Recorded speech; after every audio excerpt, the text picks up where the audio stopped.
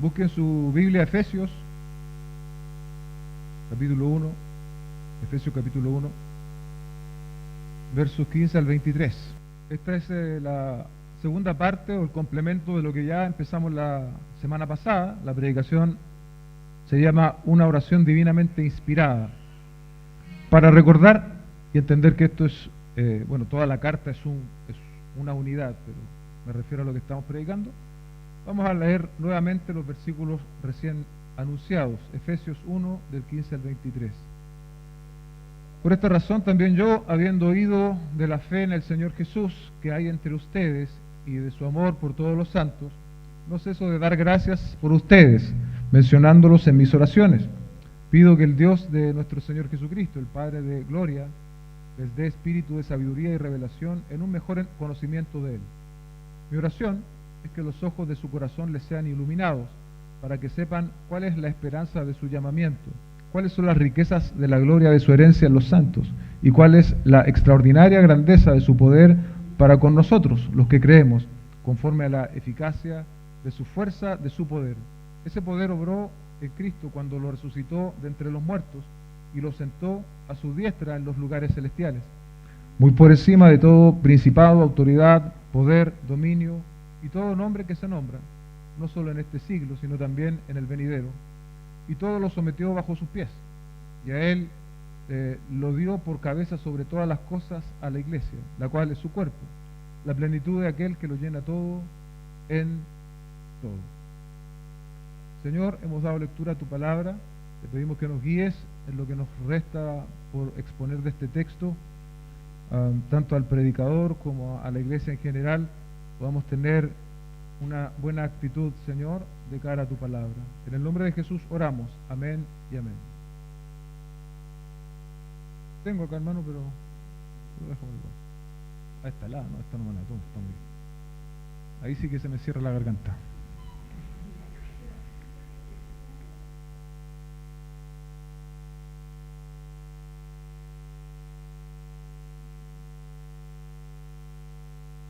En los versos que compartimos la semana pasada, en los 15 y 16, versos 15 y 16, el apóstol reconoce, ¿no?, la madurez de los efesios.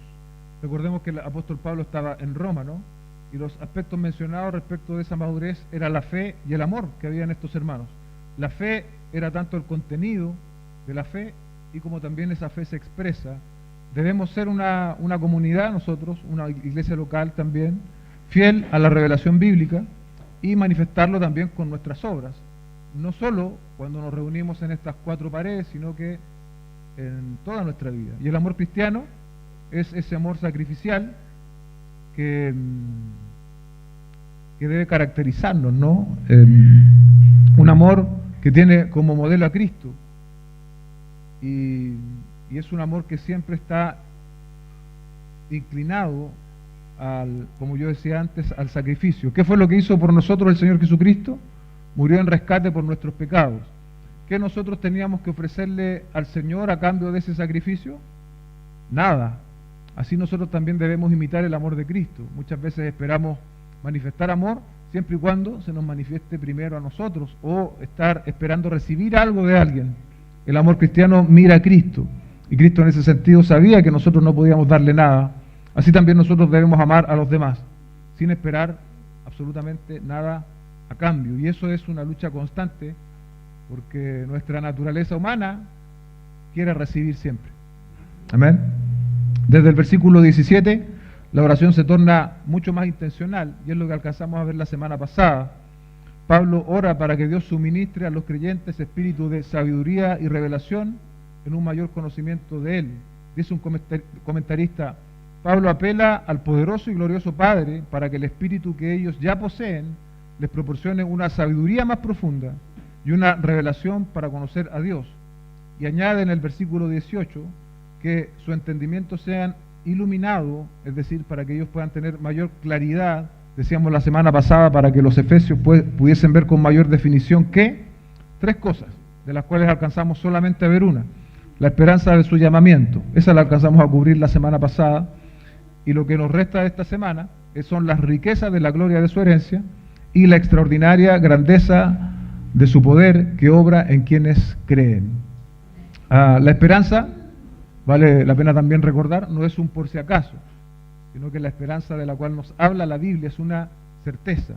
Son certezas del llamado de Dios, que Él nos escogió desde antes de la fundación del mundo, para que fuésemos santos, nos predestinó para ser adoptados como hijos, nos redimió de nuestros pecados y nos lleva seguros, a pesar de toda contingencia en esta tierra, a pesar de todo sufrimiento, nos lleva seguros a la redención final y nos ha dado también como garantía de su Espíritu.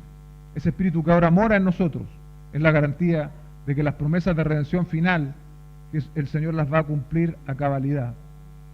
El segundo aspecto que vamos a ver hoy comienza acá, ¿no? Refiriéndose a las riquezas de la gloria de su herencia en los santos.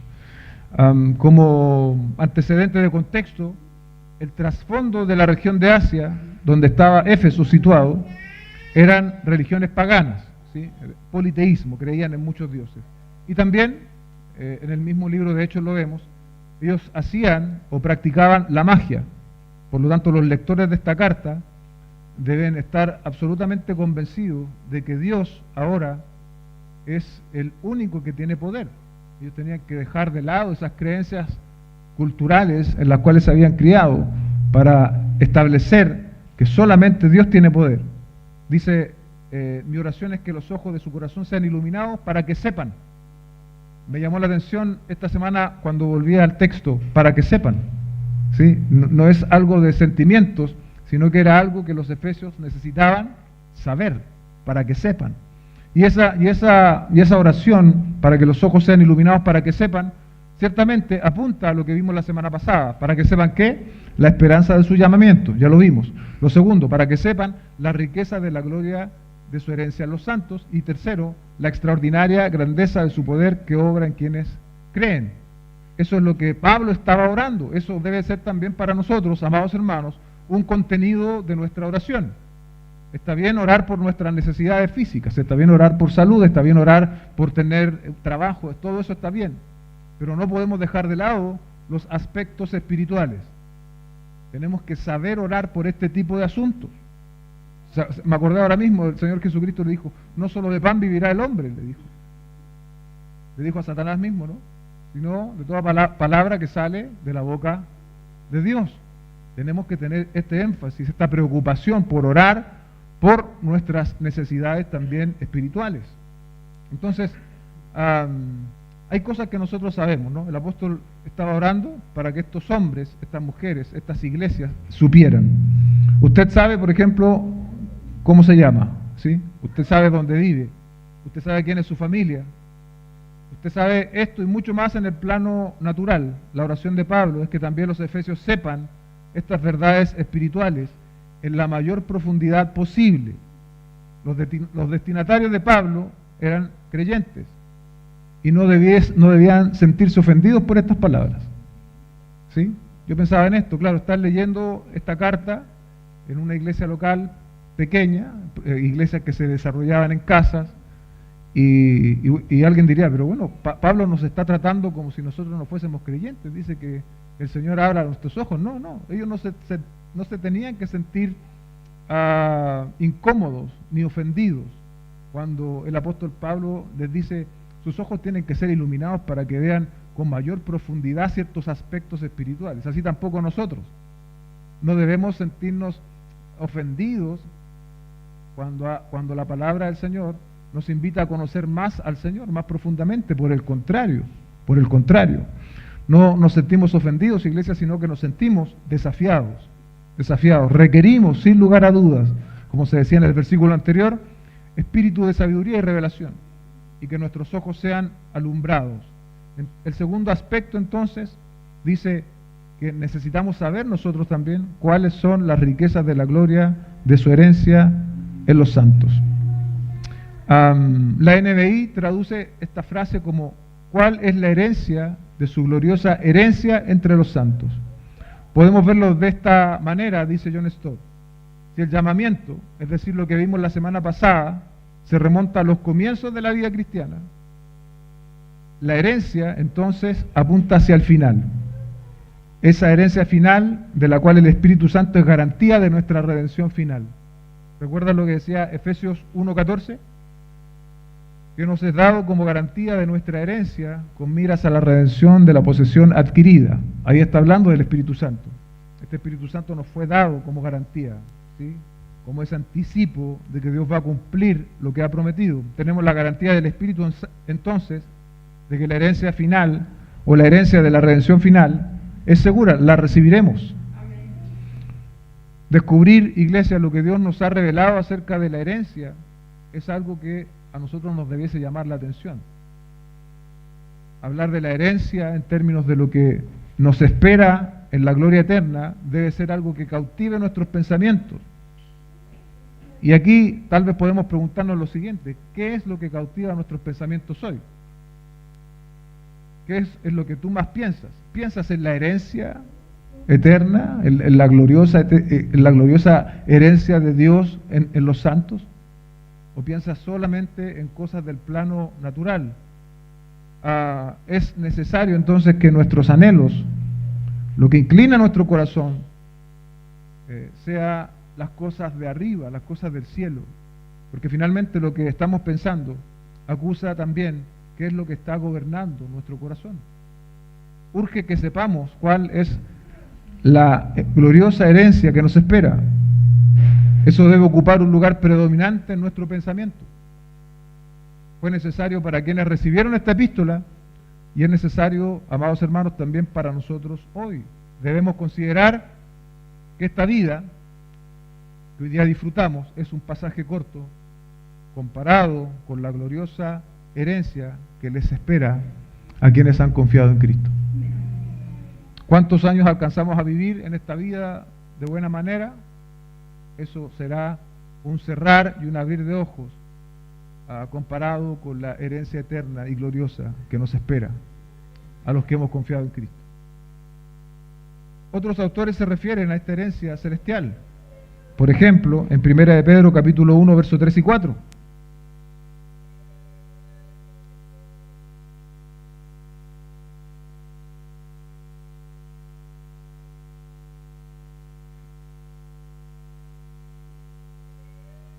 Dice: bendito sea el Dios y Padre de nuestro Señor Jesucristo, quien, según su misericordia, nos ha hecho nacer de nuevo a una esperanza viva, mediante la resurrección de Jesucristo de entre los muertos. Mira, aquí habla de la herencia en el 4, para obtener una herencia incorruptible, inmaculada, que no se marchitará, reservada en los cielos para ustedes. Pedro en el verso 3 bendice al Padre, ¿no? Dice que el Padre, por su misericordia, obró mediante Cristo para darnos una esperanza viva.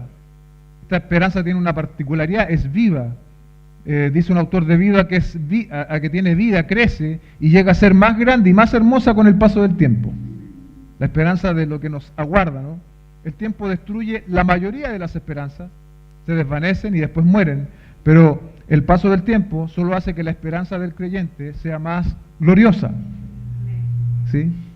Cuando nosotros vamos envejeciendo y nos vamos dando cuenta de que tal vez por razones lógicas ya nos quedan menos años de vida, los creyentes no debiésemos tener temor.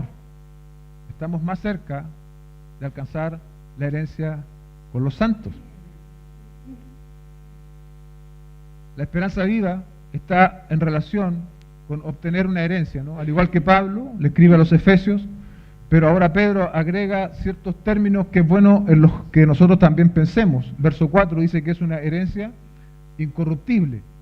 Esto quiere decir que nada la puede arruinar, nada la puede frustrar. Tú puedes recibir una herencia en dinero y eso puede, de hecho el dinero, usted sabe, va perdiendo valor en el tiempo. Pero esto no, esta herencia no se puede arruinar, no se puede frustrar. También es una herencia inmaculada. Eso quiere decir que no tiene mancha. Debido a que es incontaminada, nada puede mancharla ni restarle valor de ninguna manera. Jamás se envejece porque es eterna. No se puede gastar, ni puede desilusionarnos de ninguna manera. Y esto marca un gran contraste, amados hermanos, con lo que el mundo nos puede ofrecer. Porque toda herencia que el mundo te puede ofrecer, toda ganancia que el mundo te puede ofrecer es pasajera. Los bienes son corruptibles, el dinero va y viene, el dinero se gasta, pero la herencia eterna en los cielos permanece, no se corrompe, no se destruye, como los bienes y los intereses de este mundo que bajan, que se corrompen, que se sustraen, que son temporales. Pero la gloriosa herencia entre los santos es de otra naturaleza, es de naturaleza divina. Allá debiésemos nosotros tener nuestro corazón. Estamos en este mundo, tenemos que lidiar con ciertas necesidades, es verdad, pero este mundo no puede cautivar nuestros pensamientos a la manera o al límite de que estamos sirviéndole al mundo, sirviendo a sus intereses, viviendo como vive alguien que no tiene esta herencia eterna. No. Vivimos en el mundo, somos responsables, queremos tener un mejor pasar, pero nunca, jamás, a costa de lo eterno. Nunca jamás dejando en segundo o tercer lugar lo que dice relación con el reino de Dios y su consumación. Esto debe cautivar nuestros pensamientos. Esto debe cautivar nuestros pensamientos. Si somos hoy ciudadanos del cielo, lo que nosotros más anhelamos es la consumación final del reino, donde estaremos cara a cara con Dios eternamente. Cuídese de entretenerse demasiado con asuntos de este mundo, porque todo lo que este mundo ofrece va a pasar, pero las promesas de Dios permanecerán eternamente. Pablo también a los romanos habla sobre esta herencia en Romanos capítulo 8, versos 17 y 18. Dice, y si somos hijos, somos también herederos, herederos de Dios y coherederos con Cristo, si en verdad padecemos con Él, a fin de que también seamos glorificados con Él. Pablo aquí, iglesia, no esconde que el tránsito hacia esa herencia eterna es un tránsito muchas veces duro. Habrá padecimientos, habrá dolores, pero en el verso 17 dice que seremos glorificados en Él. Y dice que cuando comparamos los sufrimientos de esta vida con esa gloria eterna que recibiremos, dice que no hay forma de comparar.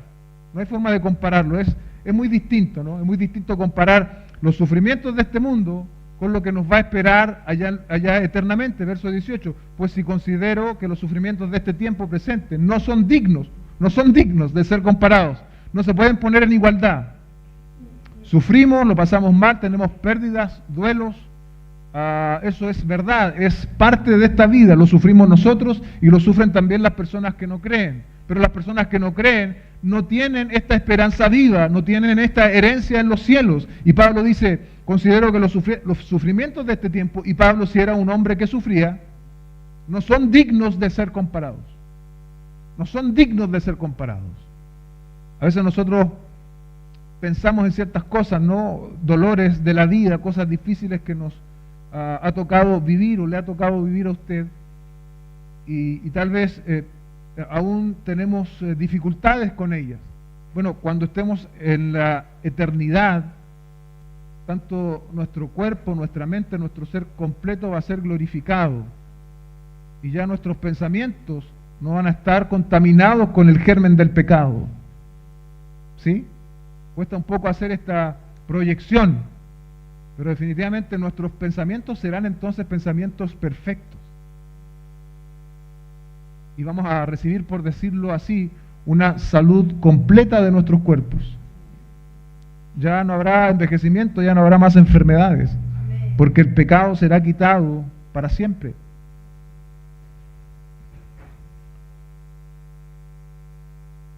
Todos tus dolores físicos y emocionales,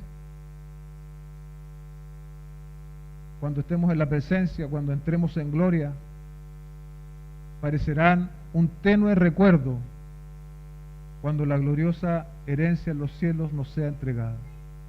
Iglesia, hermano, hermana, todos tus dolores físicos y emocionales parecerán un tenue recuerdo cuando entremos en la gloriosa herencia que nos va a ser dada. Entonces tu mente y tu cuerpo serán libres absolutamente del pecado. Y dice la Biblia que ahí sí vamos a ver las cosas como son. Ahí veremos las cosas como son. Esperamos, dice Warren Wiersbe, el regreso del Salvador. Entonces tendremos nuevos cuerpos y entraremos en un nuevo medio ambiente, la ciudad celestial. Qué emocionante saber que hemos sido nacidos para gloria. En Cristo hemos nacido para gloria. Cuando nacimos de nuevo, cambiamos la gloria pasajera del hombre por la gloria eterna de Dios. Esa es la herencia de la cual nos está hablando Pablo. A estas bendiciones se les llama herencia porque son el don de la gracia de Dios. ¿Sí? El don de la gracia de Dios, las cuales a su vez jamás serán quitadas.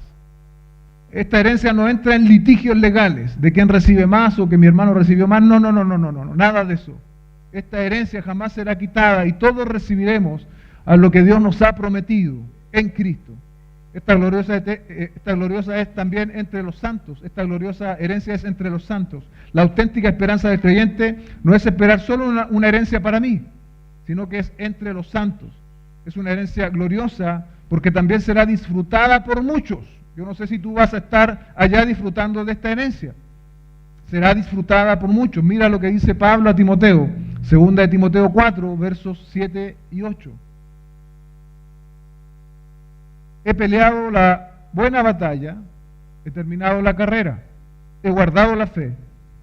En el futuro me está reservada la corona de justicia que el Señor, el juez justo, me entregará en aquel día, escucha bien, y no solo a mí, sino también a todos los que aman su venida.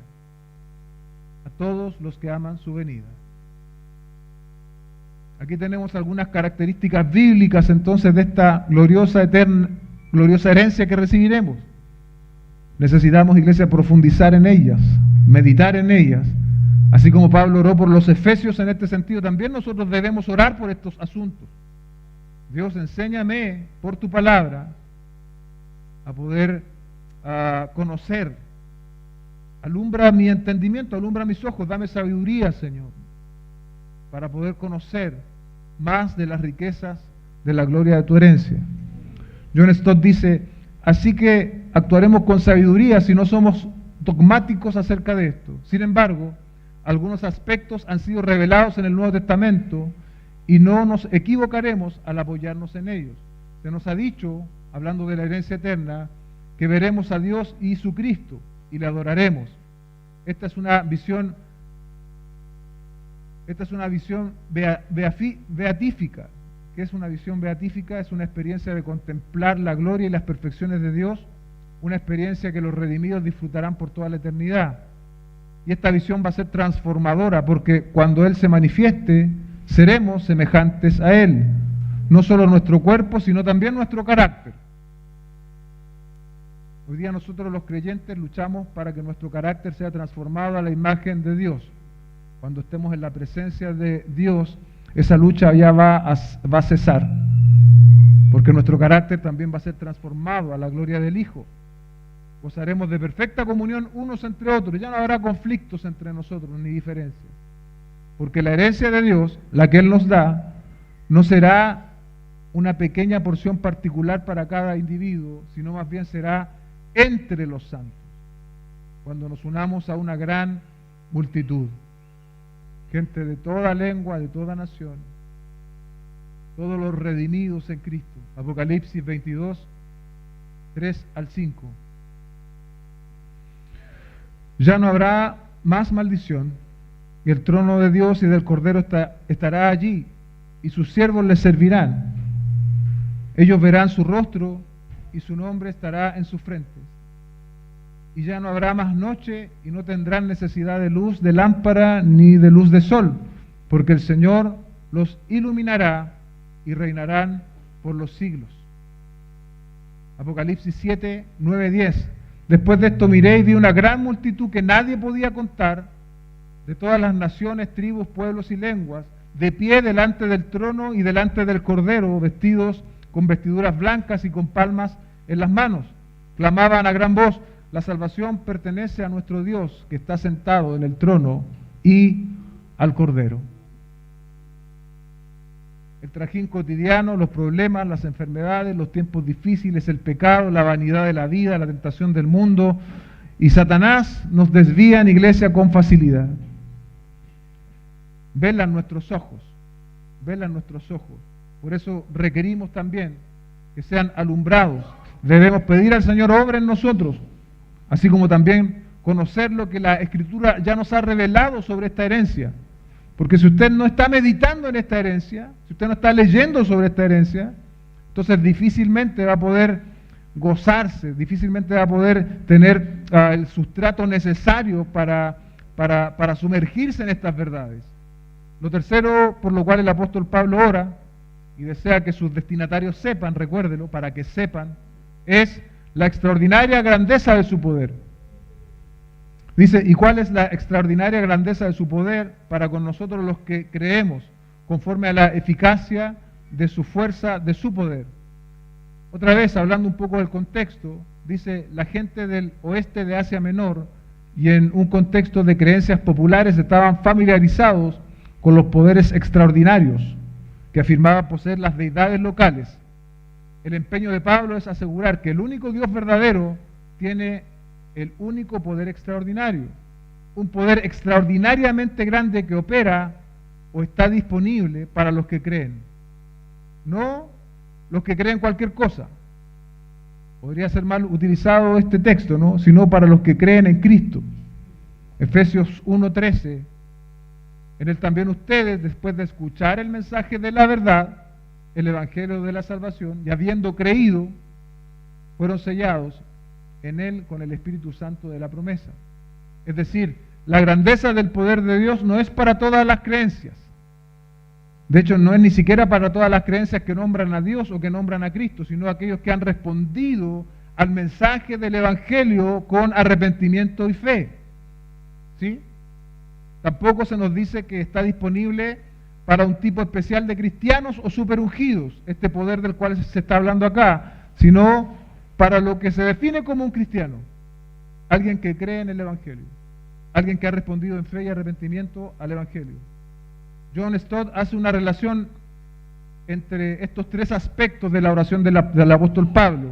Dice, si el llamamiento de Dios se remonta al comienzo, la herencia de Dios apunta hacia el final, seguramente el poder de Dios cubre el periodo intermedio entre ambos. Tiene sentido, ¿no? El llamamiento habla del comienzo de la vida cristiana, la herencia habla del final de la vida cristiana, y seguramente el poder tiene que ver con lo que nos toca transitar entre ambos eventos. La extraordinaria grandeza de su poder nos empodera en nuestro caminar, nos fortalece para perseverar. ¿Hasta cuándo? Hasta el final.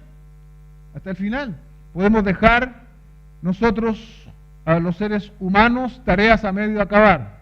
¿A cuántos no les ha pasado que han empezado un proyecto y después no lo terminan? Es muy humano eso, es muy de nosotros. Pero Dios no se da esas licencias, porque Dios es un Dios perfecto, que todo lo conoce, que todo lo sabe, que decreta con el poder de su palabra. Este poder extraordinario de Dios es para los que creen, y además dice, conforme a la eficacia de la fuerza de su poder. Esta frase en el original, mira, dice eficacia, fuerza y poder. Hay tres términos relacionados con la palabra poder en el original, e incluso pueden sonar a sinónimos, pero al hacerlo, Pablo, al utilizar estos tres términos, casi deja vacía la reserva de términos que denotan poder en el griego, como que las ocupó todas. Dice un autor, es difícil hacer diferencia con precisión entre las palabras que se usan para poder. Es permisible llegar a la conclusión de que el apóstol hace uso de más de un término para indicar la plenitud y la certeza de este poder. ¿Sí? Lo que él estaba haciendo es indicar esto, la plenitud y la fortaleza y la certeza, de ese poder. Otra vez, volviendo al contexto, y es algo que incluso hoy día podemos ver, acá en Chile no se da tanto, pero en Latinoamérica hay países que practican mucho esto. Pablo no aprueba el uso de encantamientos, fórmulas, símbolos mágicos o la práctica de ciertos rituales para tener acceso divino. Simplemente ora para que los creyentes sean cada vez más conscientes de que tienen a su disposición el poder de Dios. ¿Sí?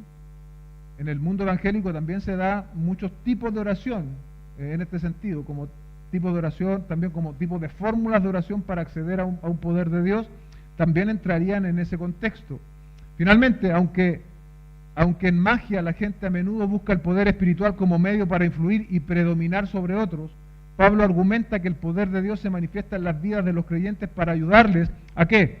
A resistir las fuerzas del mal, para que puedan vivir vidas virtuosas, santas, y para que puedan manifestar amor a las personas. Hermanos, necesitamos que Dios alumbre nuestros ojos a esta verdad. La mayoría de nosotros aquí sabemos que Dios tiene poder, pero sabemos también que ese poder actúa en nosotros los creyentes. Sabemos cómo está actuando ese poder en nosotros los creyentes. Una cosa es la teoría y otra cosa es la práctica. Pablo va a profundizar sobre este último tópico de su oración en favor de los efesios, en los versículos que nos quedan por cubrir. Y su argumento, ¿sabe sobre qué está basado? Sobre cómo este poder obró en Cristo. Es decir, el poder que obró en Cristo sobre los aspectos que vamos a ver ahora es también el mismo poder que obra en nosotros los creyentes. Así pasamos al último punto de esta predicación. El poder que obra en nosotros obró en Cristo. Verso 20. Ese poder obró en Cristo, ¿se da cuenta? Está haciendo relación a lo dicho anteriormente. Obró en Cristo cuando lo resucitó de entre los muertos y lo sentó a su diestra en los lugares celestiales. El asunto de la resurrección, iglesia, corporal de Cristo, es tan importante desde el punto de vista paulino que él le dice a los corintios, en 1 Corintios 15 y 17, entre muchas otras cosas que habla de la resurrección, pero esta es llamativa, dice, y si Cristo no ha resucitado, la fe de ustedes es falsa, todavía están en sus pecados. La resurrección es un asunto que no podemos arrancar de la fe cristiana. Si la arrancamos ya no tenemos fe cristiana. Ahora bien, ese mismo poder que obró en Cristo, levantándolo de entre los muertos, también obra en nosotros los creyentes.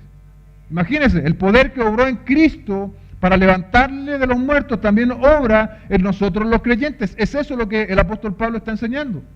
Nuestra mente quizás hoy no logra dimensionar esto. Por eso es necesario otra vez que nuestros ojos espirituales sean alumbrados. Pero veamos algunos aspectos en los cuales esto ha sucedido. Ese poder que obró en Cristo para levantarle de los muertos ya ha actuado en nosotros. ¿Por qué? Porque según Efesios 2:1, nosotros estábamos muertos en nuestros delitos y pecados, y Dios es quien nos resucitó espiritualmente. Dice, Él les dio vida a ustedes que estaban muertos en sus delitos y pecados. Si Dios nos dio vida espiritual es porque ciertamente no la teníamos. Estábamos muertos en delitos y pecados, eso es muerte espiritual, y ese paso de muerte a vida espiritual es solo posible por el poder de Dios. Es solo posible por el poder de Dios. Nadie puede hacer esto. Nadie puede darle vida a un muerto espiritual. Es solo el poder de Dios, el mismo que experimentó el Señor Jesucristo al levantarse de la tumba. No sé si aquí todos han experimentado ese poder. No sé si todos han experimentado el nacer espiritualmente. Si no lo has experimentado, te quiero invitar a que le entregues tu vida a Cristo, a que te rindas a Él, a que confieses tus pecados. Dice la palabra que a todo aquel que viene a Él, Él no le va a echar fuera. 1 Corintios 15, 20, 22. Dice, pero ahora Cristo ha resucitado de entre los muertos, primicias de los que durmieron, porque ya la muerte entró por un hombre, también por un hombre vino la resurrección de los muertos. Así como en Adán todos mueren, también en Cristo todos serán vivificados. Así como en Adán todos mueren, también en Cristo todos serán vivificados.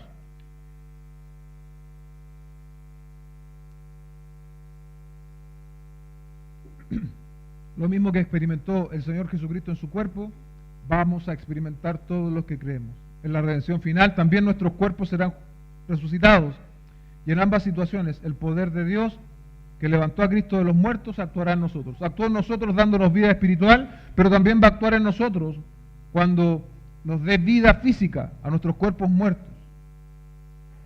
Hemos visto estas dos experiencias, ¿no?, donde el poder de Dios se manifiesta en la conversión que tuvimos a quienes estamos en Cristo y en la resurrección de nuestros cuerpos en la venida del Señor.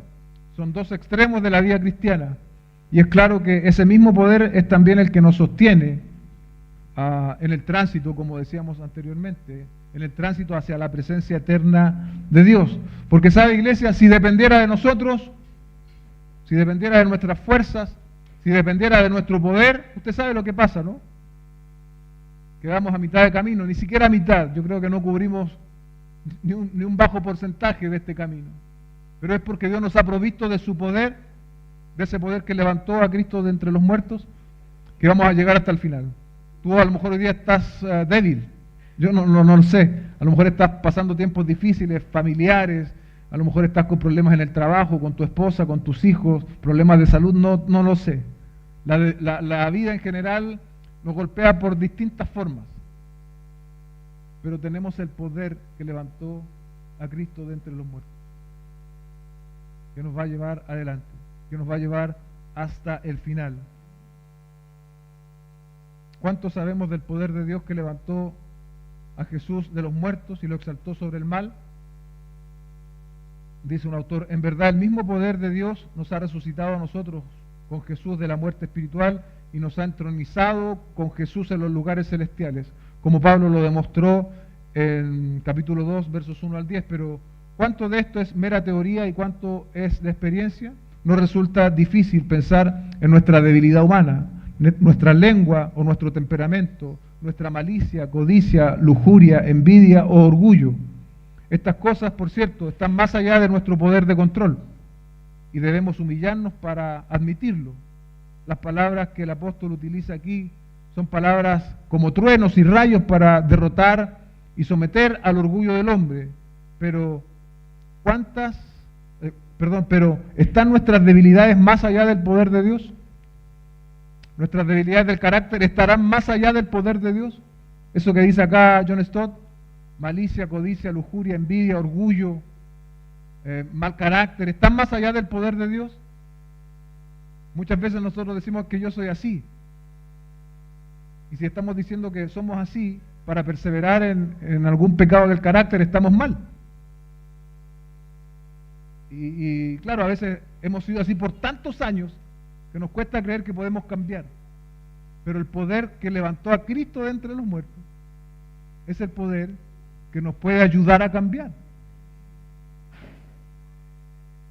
Dicho de otra manera, en mis palabras, si el poder de Dios que levantó a Cristo de los muertos, si lo exaltó, actúa también en nosotros, ¿habrá algún aspecto de la vida en la cual no podamos seguir creciendo, madurando y santificándonos? No hay aspecto. No llegaremos a la perfección ciertamente, pero sí la voluntad del Señor y las herramientas que Él nos ha dado, en este sentido el poder que Él nos ha dado, es para que crezcamos, es para que maduremos. El poder del Espíritu Santo a través de Cristo, quien resucitó y ascendió, está a disposición de todos los creyentes por fe. Su poder es para con nosotros los que creemos. Es la gracia que provee la riqueza, pero es la fe la que se apodera de ella. Somos salvos por gracia, por medio de la fe. Vivimos por gracia, por medio de la fe. Lo segundo, dice relación con la autoridad de Cristo. Y lo sentó a su diestra en lugares celestiales.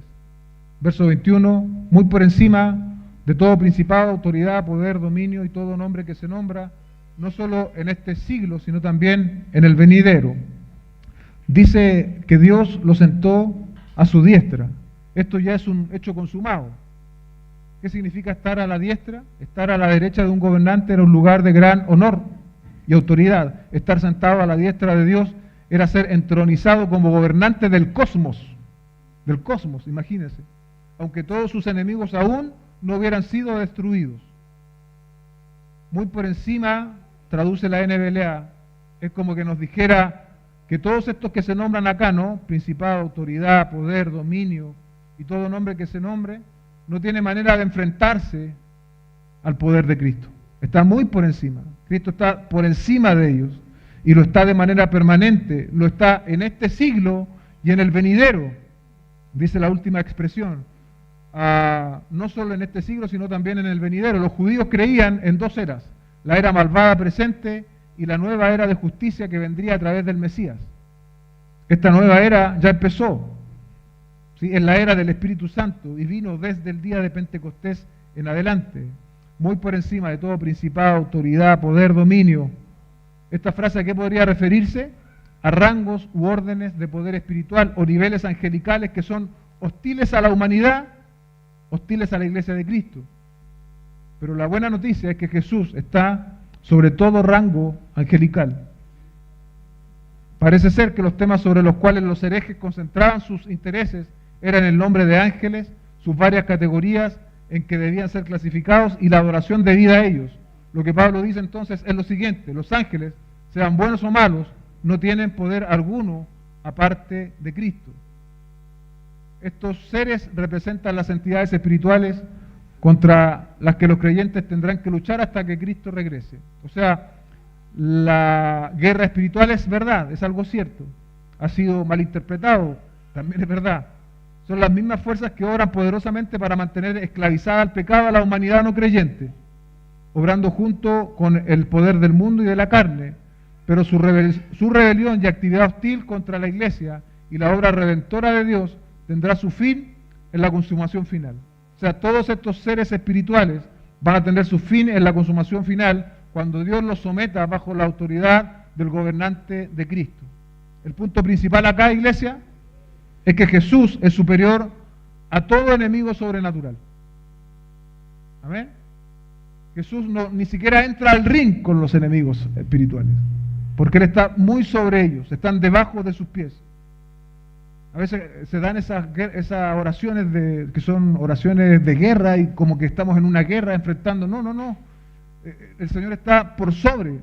Ni siquiera tiene la necesidad de entrar en combate con lo espiritual, ¿no? Con lo espiritual relacionado con el reino de las tinieblas. Hoy estos enemigos espirituales siguen resistiendo la verdad del Evangelio e influyen al mundo. ¿Cómo influyen al mundo?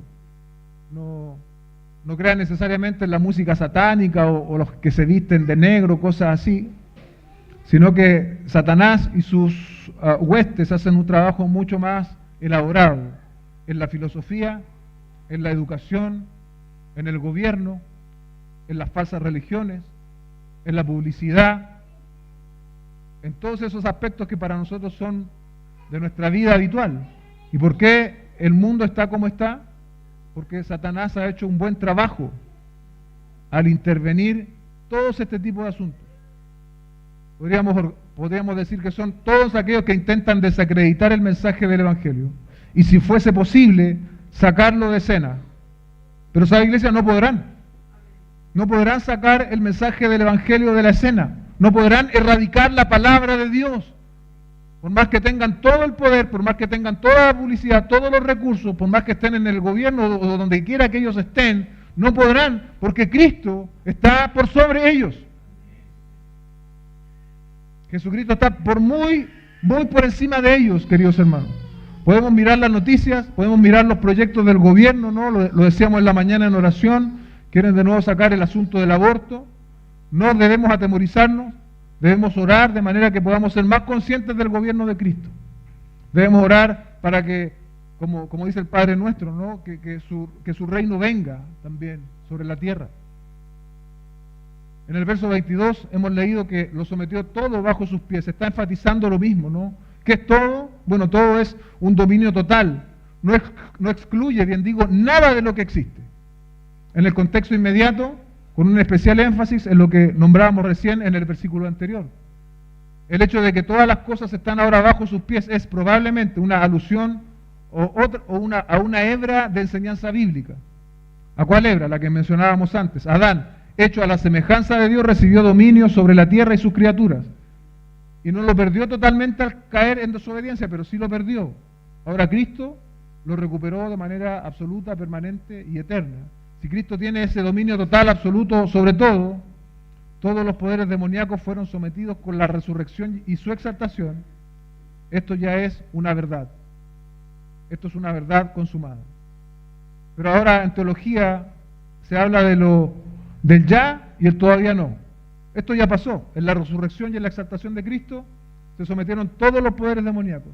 Y si bien Cristo venció todo principado y potestad con su muerte y resurrección, pero ahora esperamos la consumación final, cuando haya sometido todo poder rebelde, tanto en el cielo como en la tierra. Es decir, hoy día Satanás y sus huestes siguen influenciando al mundo, pero vendrá la consumación final, donde serán todos sometidos bajo sus pies. De Cristo nuestro Señor, iglesia, Él tiene soberanía universal, soberanía cósmica, dicen otros teólogos. Y esto debe blindarnos, ¿sí? ¿Entiende el término blindar, no? De los carros blindados. Debe blindar nuestra esperanza. El panorama es difícil, la escena es complicada, miramos noticias, hablamos con las personas, nos damos cuenta de que parece que el mundo y las personas están cada vez más desinteresadas en las cosas de Dios, pero Cristo gobierna. Cristo gobierna. ¿Quién podrá frustrar entonces la esperanza de los creyentes si es Cristo quien gobierna? Nada ni nadie, pues Cristo es el Señor de todos. Verso 22, ya Él lo dio por cabeza, es decir, a Jesucristo, sobre todas las cosas a la iglesia, la cual es su cuerpo. A Jesucristo es la cabeza, la iglesia es su cuerpo. Lo dio por cabeza sobre todas las cosas a la iglesia. Esta es la amplia metáfora de Jesús como cabeza de su cuerpo. Y la iglesia como cuerpo se encuentra aquí en Efesios y en Colosenses para hacer referencia a Cristo como líder. También está en Romanos y en Corintios la referencia a cuerpo y miembros, pero es diferente el énfasis. Acá se refiere a Cristo como líder, ¿no? Las personas del mundo antiguo mediterráneo creían que la cabeza daba vida al cuerpo. En Efesios, este término iglesia se refiere a iglesia universal. En Colosenses, una carta, podríamos decir, hermana de Efesios, se refiere a iglesia local. Cabeza, ¿qué representa? Liderazgo, autoridad. En un sentido más amplio también se relaciona con que la cabeza provee y sustenta al cuerpo. Se dice entonces en este verso que Jesucristo es la cabeza y lo ubica con un poderío que se extiende por sobre todas las cosas que se mencionan en el verso 22, y en ese contexto también incluye no solo lo material, sino también lo espiritual, como veíamos antes. Todos los seres inteligentes, buenos y malos, angélicos y demoníacos, todo lo que pueblan, todo está bajo el gobierno de Cristo. Este universo y estos seres son los que Cristo gobierna, ya que todas las cosas han sido puestas bajo sus pies por Dios. Él es, por lo tanto, cabeza de todas las cosas. Jesús es cabeza de todas las cosas. Porque aquel a quien, dice un autor, porque aquel a quien Dios dio a la iglesia para que fuera su cabeza, ya era cabeza del universo. Por lo tanto, el universo y la iglesia tienen ambos la misma cabeza en Jesucristo. Ahora pensamos en la unión de Cristo con su iglesia. ¿Sí? Es una unión indestructible. Es una unión que no se puede vulnerar. Cristo en nuestra cabeza, hermanos. Dios mismo, la segunda persona de la Trinidad, Él no improvisa, Él no tiene problemas en su perfecto dominio de todas las cosas, y esta verdad debe asegurar nuestros corazones. La cabeza de la iglesia es un Señor victorioso y poderoso. En base a esto, Cristo puede impartir a la iglesia todos los recursos capacitadores necesarios para resistir los ataques de los poderes y embarcarse en la misión de llenar el mundo con lo que Dios nos ha encomendado.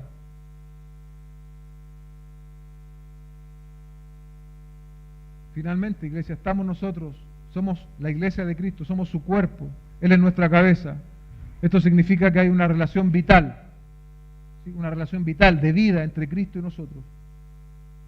Físicamente hablando, ¿no? La cabeza es la que controla el cuerpo y permite que el cuerpo siga funcionando. Nuestra cabeza es Cristo.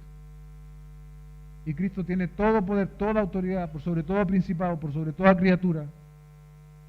¿Se da cuenta? Las implicaciones de eso. También significa que compartiremos, lo decíamos antes, su resurrección, su ascensión y su exaltación. Nosotros también estamos sentados en lugares celestiales, como veremos en capítulo 2, verso 6 más adelante, y todas las cosas están también bajo el dominio, ¿no?, de Cristo, y nosotros somos sus representantes, sus embajadores. Está claro entonces de qué manera Cristo es la cabeza de la iglesia y nosotros su cuerpo. El texto que sigue es un texto muy complicado, quizás debe ser el texto que yo más interpretaciones he visto en todo el tiempo que llevo predicando. Quiero solamente decir de forma muy básica y elemental lo que el texto enseña. Dice el verso 23, la cual es su cuerpo, la plenitud de aquel que lo llena todo en todo. lo decía antes, una oración muy discutida. La iglesia es la plenitud de Cristo, porque Cristo es quien llena a la iglesia. Eso es lo que el texto está enseñando. Cristo es quien llena a la iglesia. Cristo es descrito como quien llena todo en todo. Es decir, Cristo llena la creación entera, pero también llena a su iglesia. Y esto está demostrado bíblicamente, por ejemplo, aquí mismo, en Efesios capítulo 2, versos 21 y 22.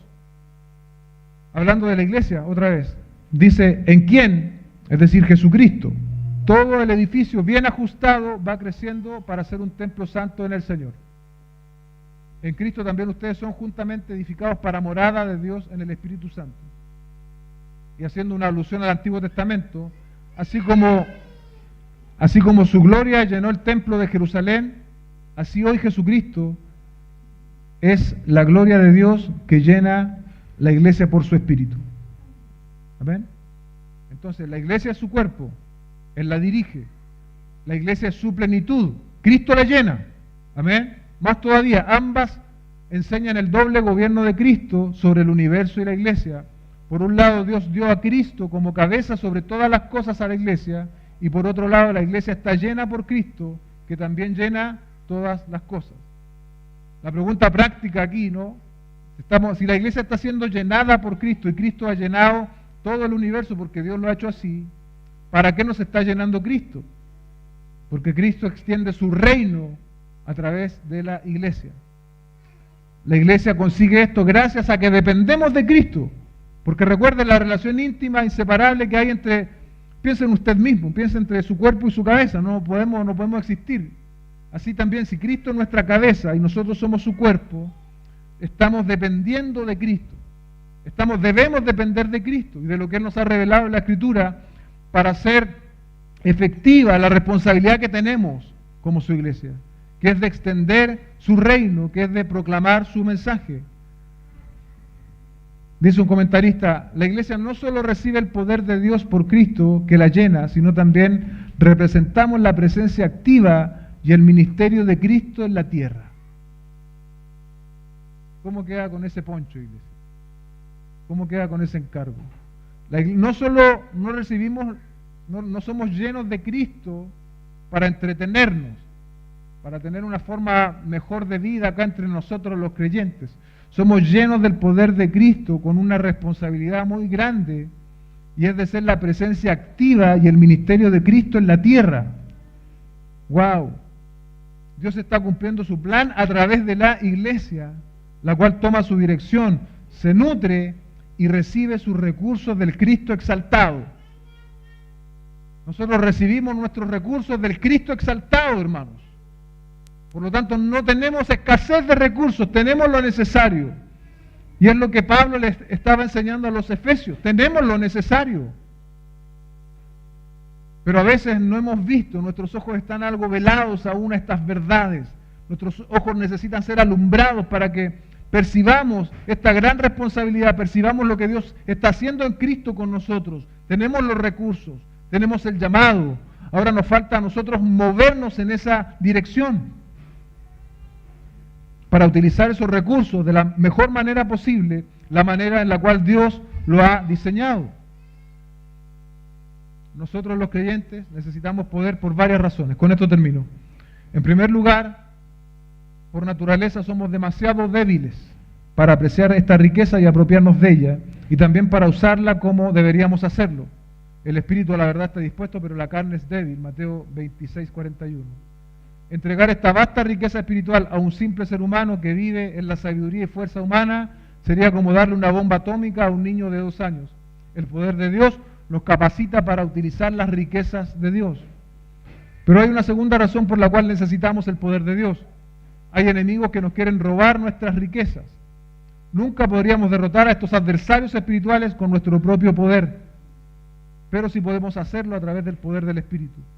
Pablo quiere que conozcamos la grandeza del poder de Dios para que no dejemos de usar nuestra propia riqueza y para que el enemigo no nos prive de la misma. Finalmente, la carencia más grande de poder en la actualidad no está en los generadores o en los tanques de gasolina, está en nuestra vida personal. ¿Será respondida la oración de Pablo en tu vida? ¿Comenzarás desde hoy a conocer personalmente a Dios, su llamamiento, sus riquezas y poder? Esas son las preguntas finales que nosotros de manera particular y como iglesia local debemos hacernos a la luz de esta enseñanza. Cierre sus ojos, oremos al Señor. Padre, te damos gracias esta mañana por permitirnos exponernos a este texto. Ayúdanos, Señor, somos profundamente desafiados. Y haciendo un eco de la oración del apóstol Pablo, alumbra nuestros ojos, Señor. Alumbra nuestros ojos para que podamos ser conscientes de tu llamamiento, Señor, de la herencia, de la gloriosa herencia en los santos. Y así también, Señor, del poder, Señor, que está a nuestra disposición. No es un poder para entretenernos, no es un poder para jactarnos, es algo que tú nos has dado, Señor, para vivir esta vida cristiana conforme a tus propósitos, conforme a tus designios. Te damos gracias en el nombre de Jesús, nuestro Señor. Amén y amén.